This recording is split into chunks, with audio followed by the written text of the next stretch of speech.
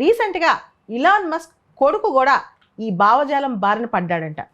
అసలు అమ్మాయిని ఎందుకు కాకూడదు, నేను అబ్బాయిగానే ఉండాలా, అబ్బాయిగా పుడితే అబ్బాయిగానే ఉండాలని చెప్పి లింగ మార్పిడి చేసుకున్నా అంట. అంతేకాదు మస్క్తో నాకేం సంబంధం లేదు, నాకు బయాలజికల్గా పేరెంట్స్ లేరు, మస్క్ నాకు తండ్రే కాదని చెప్పేశాడంట. దాంతో మస్క్ చాలా బాధపడ్డాడు.